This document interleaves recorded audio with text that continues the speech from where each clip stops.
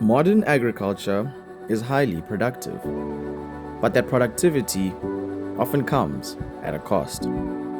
Soil degradation, loss of organic matter, and increased dependence on external inputs. Over time, the system becomes less resilient and more expensive to maintain.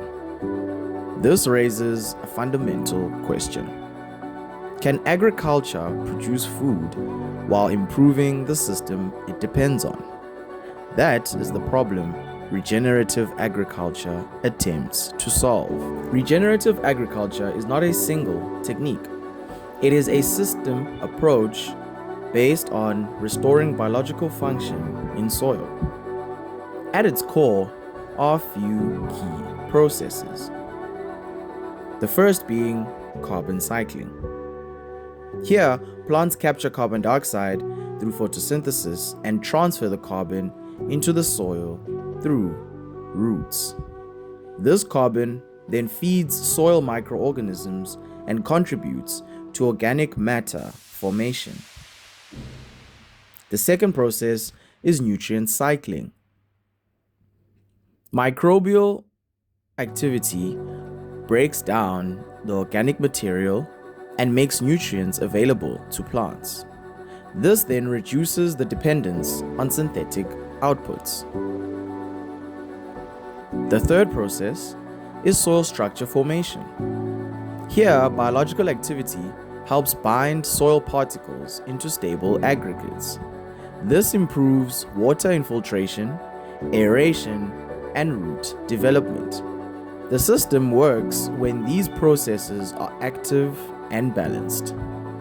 When they are disrupted, however, the soil function declines. To further explain the problem, we go to South Africa, particularly in commercial maize producing regions, especially in the Free State, Northwest, and in Mpumalanga. These regions form the core of South Africa's commercial maize belt.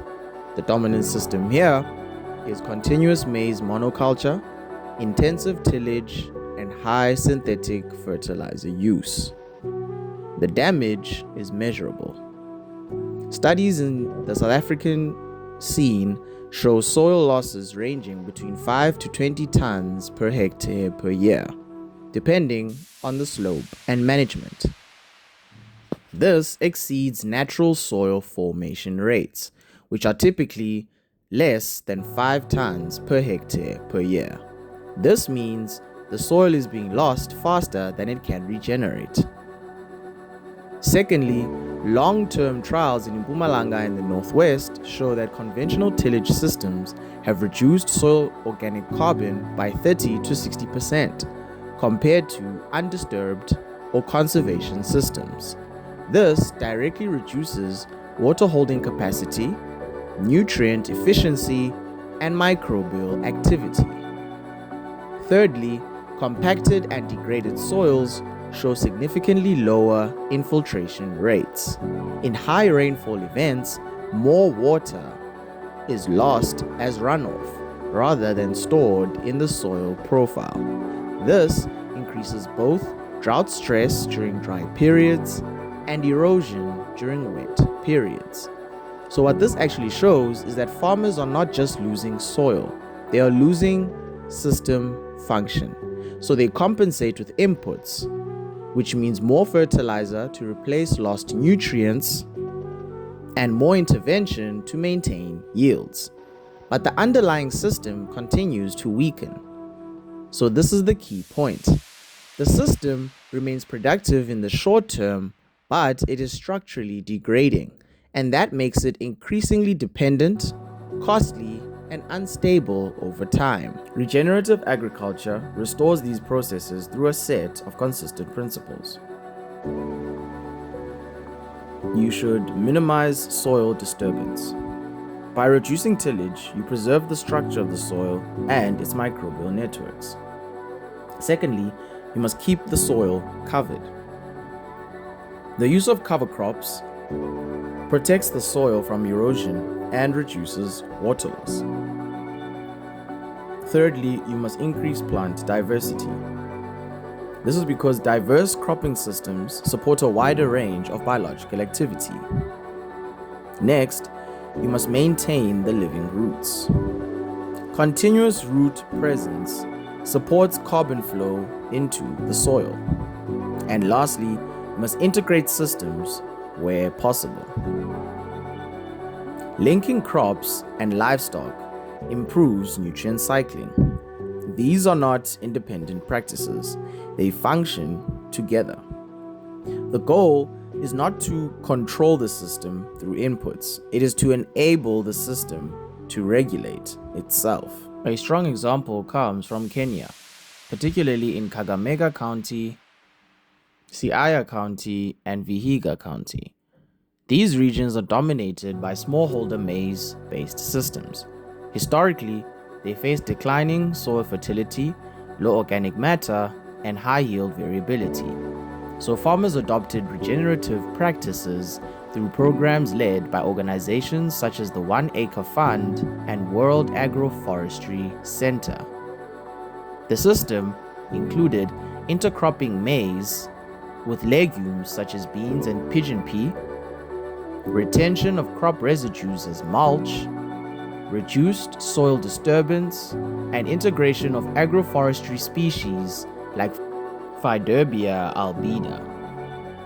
The outcomes of these practices involved maize yields increasing from typical smallholder baselines of 1 to 2 tons per hectare to around 3 to 5 tons per hectare under improved regenerative systems. In well-managed plots, yields reached even higher levels during favorable seasons. Secondly, farms in Western Kenya show that regenerative systems maintain higher soil organic carbon levels compared to monoculture maize systems, indicating strong potential for carbon restoration under improved land use practices. This directly improved nutrient availability, microbial activity, and soil structure. Thirdly, mulched and biologically active soils retained significantly more moisture. During dry periods, crops maintained growth compared to conventional bare soil systems, and this reduced crop failure risk. And finally, farmers reduced reliance on synthetic fertilizers over time. Nitrogen-fixing legumes also contributed to nutrient supply. This then lowered input costs while maintaining productivity. So what this actually means is that the system shifted from input dependent to function dependent. Productivity was no longer driven by how much fertilizer was applied. It was driven by biological activity, carbon cycling, and soil structure. The result involved more stable yields, lower production costs, and higher resilience under climate stress. Regenerative agriculture is often presented as an alternative approach. Yet, it is not. It is merely a correction, a shift from extractive systems to functional systems. If agriculture continues to degrade the resources it depends on, productivity will decline over time. If agriculture restores these resources, productivity becomes more stable and more efficient. The question is not whether regenerative agriculture is ideal. The question is whether agricultural systems can remain viable without it, because sustainability is not defined by intention. Rather, it is defined by whether the system continues to function.